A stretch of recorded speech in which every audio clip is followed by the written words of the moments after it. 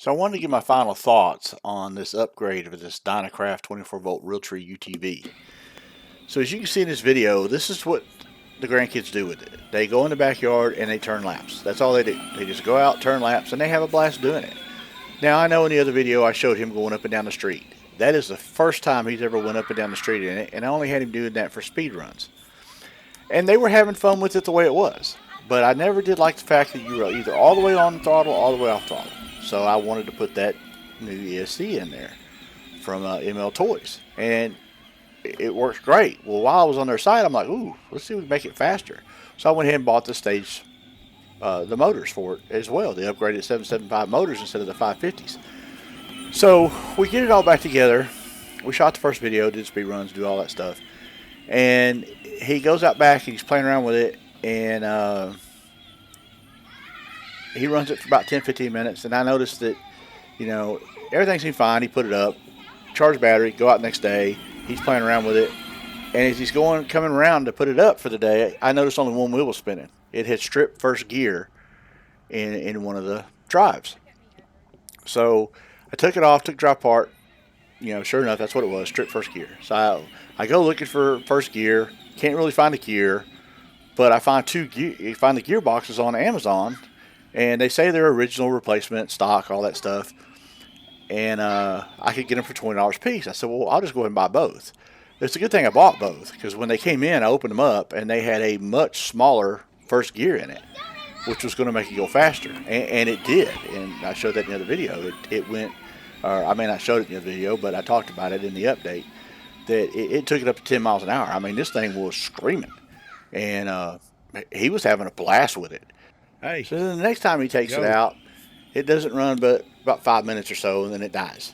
I said, okay, well, maybe the battery just wasn't charged all the way. So we go in, we charge battery overnight. Goes out the next day, it runs for 10 minutes, and it's died. So I test the battery. Sure enough, battery's bad. Now it comes with a 24-volt 7 UAH battery. And I bought a new battery, 24-volt 12 UAH battery on it. I mean, the battery that was in it was 3 years old. So I figured, okay, bad battery. So I put the battery in it, and he's out screaming around the backyard. Everything's working fine. I get a call the next day while I'm at work. And my wife says, Braxton came in and goes, Mimi, do we have a fire extinguisher? Said his Jeep was on fire. She said by the time she got out there, it had quit, it wasn't smoking or anything, but there was definitely smoke coming out of it, is what he said. So I got home, I took the seat off, and sure enough, it had melted the switch, the on and off switch, and it melted some of the wiring. And that's because, for some unknown reason, Realtree has put 16 gauge wiring on all the ground circuits, where all the rest of the wiring is 12 gauge. So I rewired it, bought a new switch for it, made sure all the wiring was 12 gauge now, so all the wiring would match. And he goes out and he's running around. He's having a good time with it. A couple of days later, he's out running around, and I noticed one of the tires wasn't spinning again. So, okay, this is strange. So I took the gearbox back off, opened it up. Sure enough, he stripped the gear on the new gearbox. Braxton. So slow now. This time I found somebody that had that was selling 3D printed carbon fiber reinforced first gears for the originals. I said, all right, well, they want me to slow it down anyway because me and his mom said it was just going too fast. So I ordered the carbon fiber gears and went back to the original gearboxes, cleaned everything up. Go fast. Put the carbon fiber gears in it. It didn't last him one day. I'm going to say he maybe got 15 minutes of battery out of it before it actually quit spinning on one of the tires again. Then when we went to put it up, it made a popping noise and quit spinning both tires. And I even had he was just riding around in the grass, and I even had the rubber off the tires for less traction. So I take the gearboxes off, and as you can see, when I open them up, first of all, this is one of the carbon fiber gears, and it spins, but it barely. I mean, it's so rough, and it gets hung up, and it just won't spin right. And then if you look at the case over here, you can see where it has actually melted the case, where that shaft goes up through there.